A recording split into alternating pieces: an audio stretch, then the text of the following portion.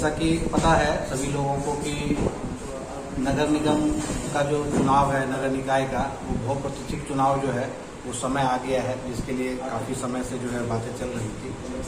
और आज सभी लोगों का बुलाने का उद्देश्य ये है कि एक मैसेज जो है, चूँकि एक विगत 9 महीने से जो है मैं काफ़ी मूवमेंट जो है मेरा रहा है, समाज सेवा के क्षेत्र में भी मैं हमेशा कुछ न कुछ करता रहा हूँ। और एक लोगों के बीच ये मैसेज था कि मैं भी इस चुनाव में अपनी भागीदारी कर रहा हूँ। और बात भी सही है कि मुझे अपनी भागीदारी इस चुनाव में करनी थी, लेकिन जैसा कि अभी नया नियम आ गया है और उस नियम के हिसाब से जो है, ये जो नियम है कि 2 से अधिक संतान जिसको है 2008 के बाद अगर तीसरी संतान है तो वो चुनाव में अपनी दावेदारी नहीं प्रस्तुत कर सकते। तो उसी नियम को देखते हुए जो है मुझे अपने पैर जो है वो वापस लेने पड़े हैं।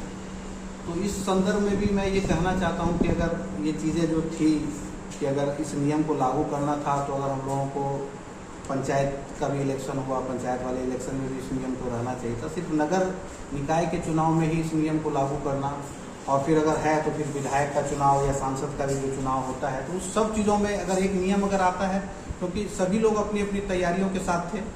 हम लोगों ने भी अपनी काफ़ी तैयारी की थी। हमारे जितने भी मतलब शुभचिंतक हैं, हमारे साथ जितने भी लोग हैं, सभी की एक उम्मीद थी।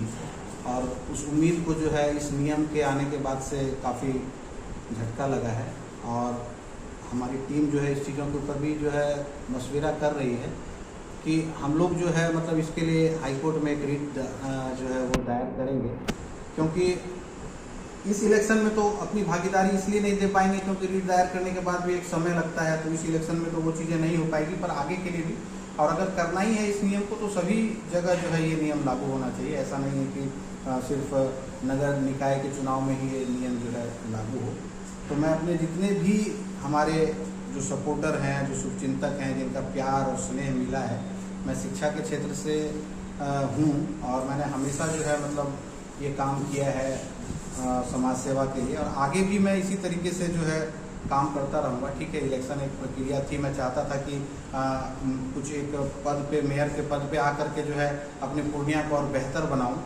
और पूर्णिया, मैं चूँकि यहाँ पे ही जन्मा हूँ, यहीं पे पला बड़ा हूँ, तो एक था कि हमारा शहर जो है वो बहुत सुंदर जो है वो दिखे और बने। और अभी जितने भी हमारे कंटेस्टेंट हैं जिन्होंने भी अपनी अपनी भागीदारी दी है, अभी वो प्रक्रिया चल रही है।